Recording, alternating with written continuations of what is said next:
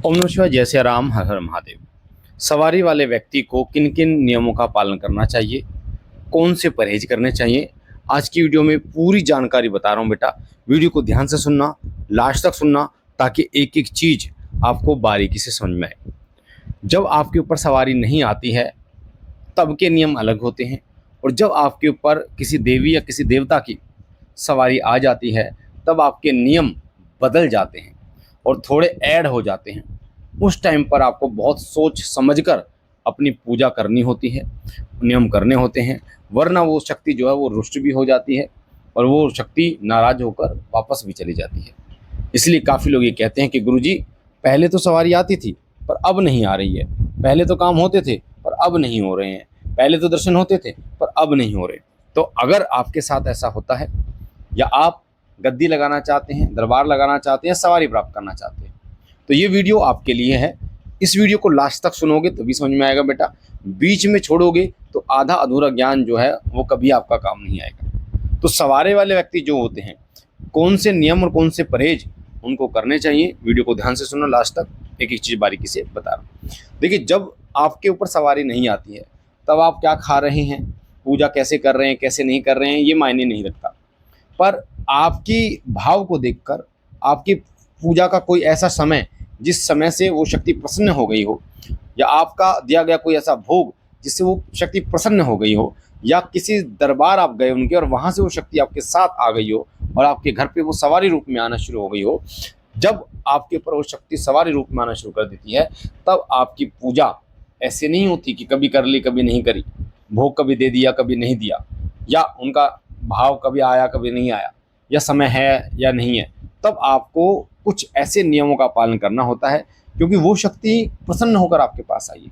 कई बार ये शक्ति लोक कल्याण आपसे कराना चाहती है, कई बार ये शक्ति प्रसन्न होकर आपके घर के कल्याण के लिए आपके पास आती है और आपकी समस्त परेशानियों का जो है वो निदान करती है। तो ऐसे में वो शक्ति जो आपके पास आई है उसका सम्मान रखने के लिए, उसका सम्मान करते हुए आपको उसकी सेवा करनी चाहिए। तो कौन से ऐसे नियम है, 10 नियम बता रहा हूँ बेटा, ध्यान से सुनना, एक एक चीज़ बारीकी से समझ में आएगी, वरना फिर ये रोते घूमोगे कि सवारी पहले आती थी अब नहीं आती है, पहले काम होते थे अब नहीं होते हैं, पहले दर्शन होते थे नहीं होते हैं। बहुत सारे लोग हमें लाइव में मैसेज करते हैं, हमें बार बार व्हाट्सएप पे मैसेज करते हैं। तो सबसे पहला नियम वो होता है, अपने इष्ट का जो दिन हो आपका होता है।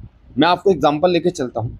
जैसे बालाजी महाराज की सवारी आपके ऊपर आ रही है, तो बालाजी महाराज का जो दिन है वो शनिवार और मंगलवार है। अगर आप शनिवार को भी नहीं मानते किसी वजह से, तो मंगलवार तो है ही है। यानी आपको अपने इष्ट का, यानी आपके इष्ट हनुमान जी हैं, और हनुमान जी यानी हनुमान जी के दूतों की सवारी आपके ऊपर आ रही है, तो आपको उनके दिन का, उनके दिन पर ब्रह्मचर्य का पालन जरूर करना है। ब्रह्मचर्य का पालन वीक में 1 दिन या 2 दिन जरूर आपको करना है। इससे उनकी ऊर्जा में बढ़ोतरी होती है, प्रसन्न होते हैं। अगर आप ब्रह्मचर्य का पालन नहीं करते हैं तो वो शक्ति धीरे धीरे क्षीण होनी शुरू हो जाती है।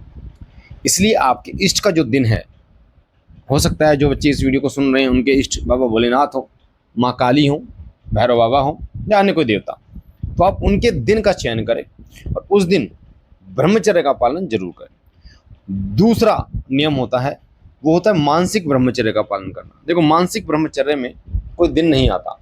ये एक साधक को समझना पड़ेगा कि अगर वो साधक है और देवी कृपा प्राप्त करना चाहता है तो आपको किसी बहन बेटी के प्रति गलत विचार नहीं रखने, किसी के भी प्रति आपको अपनी सोच को सकारात्मक बनाना है और एक अच्छे व्यक्ति की तरह, एक अच्छे साधक की तरह आपको इस पथ पर, आध्यात्मिक पथ पर आगे बढ़ना है।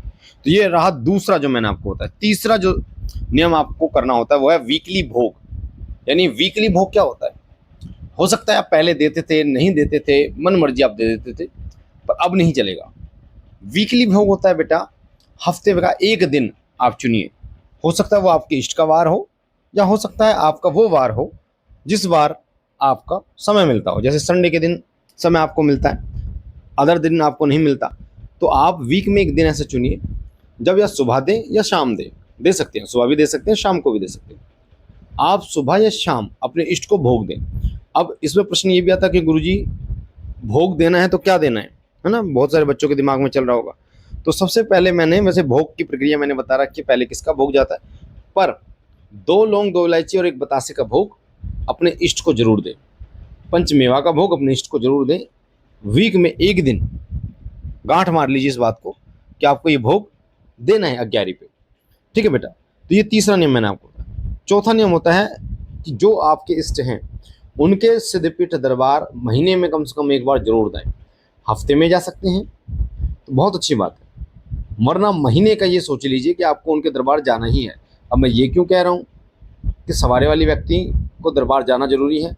अब देखते होंगे भक्तों को, बहुत सारे भगत जो चौकी दरबार लगाते हैं वो दरबार जाते रहते हैं, हफ्ते में 2 दिन, हफ्ते में एक बार या महीने में एक बार, कई लोग साल में भी जाते हैं। पर आपको कोशिश करनी है कि महीने में एक बार आप जरूर जाएं। क्यों जाना है? क्योंकि उस स्थान से जो आपके इष्ट हैं वहाँ से गण, वहाँ से दूत, वहाँ से सेवक या सेविकाएं ये योगिनी आपके साथ चलनी शुरू हो जाती है, आपके साथ जुड़नी शुरू हो जाती है। अब ये महसूस करेंगे कि जब आप जैसे जैसे आप दरबार जाएंगे, जैसे वैसे वैसे वहाँ से कोई ना कोई शक्ति आपके साथ चली आएगी और आपकी मदद करेगी। तो आपको दरबार जरूर जाना है। पांचवा नियम होता है व्रत करना। जो भी आपके इष्ट हैं आप उनके दिन का व्रत जरूर करें, और व्रत मीठे पे करना होता है बेटा। 2 तरीके से व्रत होता है, एक होता है मीठा भोजन यानी फलाहार के साथ मीठा भोजन, एक होता है एक समय भोजन जो नॉर्मल भोजन आप करते हैं, सब्जी रोटी जो भी शाम को।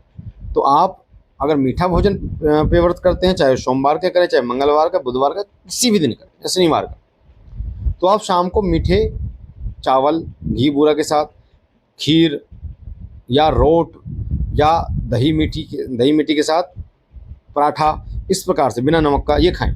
तो ये आपका मैंने बता दिया व्रत का। ठीक है, अब इसमें सभी व्रत आ जाते हैं, चाहे वो हनुमान जी का हो, चाहे वो भैरव बाबा का हो, चाहे वो माँ काली का हो, चाहे वो भोलेनाथ का हो, अन्य किसी का हो, तो व्रत जरूर करना है आपको।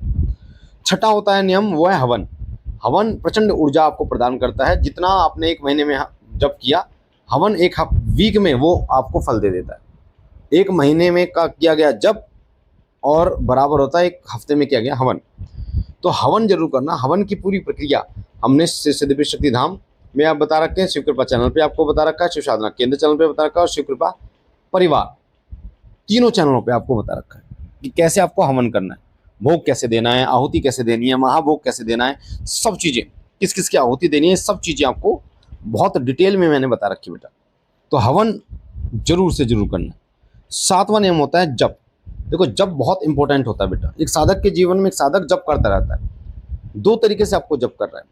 एक जप होता है जो आप बैठ कर करते हैं सुबह शाम, और एक जप होता है जो आपको चलते फिरते करना होता है। अगर गुरु मंत्र है तो चलते फिरते कीजिए उसको, और अपने इष्ट का मंत्र बैठ कर कीजिए। अब छोटा मंत्र है जैसे ओम नमः शिवाय, तो कम से कम कह रहा हूँ मैं 21 माला तो आपको सुबह शाम करनी है। ज़्यादा करो तो बहुत अच्छी बात है। अगर बड़ा मंत्र है, जैसे कई बच्चे जो सुन रहे हैं उनका शावर मंत्र भी हो सकता है, तो वो मंत्र आपको मतलब कितना बड़ा है इसके ऊपर डिपेंड करता है। आप 1 माला करें, 5 माला करें, कम से कम आपको करना ही करना है। तो जब जरूर करें। 8वां नियम होता है किसी भी व्यक्ति को अपशब्द ना बोले बेटा। अपशब्द, एक साधक जब किसी को उल्टी सीधी बातें बोलता है तो उसके पुण्य जो है वो उन बातों को सत्य करने में लग जाते हैं। जैसे कई लोग कह देते हैं तेरी टांग टूट जाए, तेरा एक्सीडेंट हो जाए, तू मर जाए। तो एक साधक को अपनी मर्यादा में रहना चाहिए, उसको ध्यान रखना चाहिए कि उसके शब्दों के कारण किसी को परेशानी ना हो। 9वां जो नियम होता है वो होता है कि कभी भी किसी भी व्यक्ति के ऊपर का संकट अपने घर में ना रखें। आप किसी का भी संकट उतार रहे हैं या कुछ भी, तो संकट ना उतारें जब तक गुरु ना हो, और गुरु के आदेश पर निर्देश पर ही संकट को उतारें या किसी नेगेटिविटी में हाथ डालें, और अपने घर में बिल्कुल भी ना रखें। और 10वां जो नियम है वो है तामसिक भोग देवता को ना दें और ना ही खुद ग्रहण करें। तामसिक भोग देवता को यानी कि आपके इष्ट को या उस शक्ति को उग्र करता है, और उग्रता जहाँ आ जाती है वहाँ भाव की कमी हो जाती है। इसलिए मैं कह रहा हूँ बेटा, तामसिक भोग ना तो खुद ग्रहण करें और ना ही देवता को दे या इष्ट उनको दे जो शक्ति है। तो ये मैंने आपको 10 नियम बताए बेटा। इन 10 नियमों को अगर आप करते हैं और आपके ऊपर सवारी है तो निश्चित रूप से सवारी बोलेगी भी, वचन भी सिद्ध होंगे, और सवारी बढ़िया तरीके से चलेगी, लोक कल्याण भी आप कर पाओगे। बाकी हर हफ्ते संडे के दिन श्री सिद्धपीठ शक्ति धाम लगता है। आप अगर भूत प्रेत बाधा से या किसी भी परेशानी से पीड़ित हैं, घर में कलेश रहता है, शरीर में दर्द रहते हैं, 4 पैसे उठने का मन नहीं करता है, या आप श्री सिद्धपीठ शक्ति धाम फरीदाबाद आ सकते हैं। वीडियो के डिस्क्रिप्शन में मैंने लोकेशन एड्रेस दे रखा है बेटा। अगर आप, वरना दरबार का नंबर है 8130404375। 8130404375 पर आप मुझे व्हाट्सअप करें, कॉल ना करें, आपको एड्रेस लोकेशन सब मिल जाएगा बेटा। हर हफ्ते दरबार लगता है और हर महीने में एक बार संकटनाशक हवन होता है। आप अगर भूत प्रेत बाधा से, तंत्र से परेशान है तो आप हवन करा सकते हैं। 8130404375 पर व्हाट्सअप करें, पूरी जानकारी आपको मिल जाएगी। हम मिलते हैं एक नई जानकारी के साथ, तब तक के लिए ओम नमः शिवाय, जय सिया राम, हर हर महादेव।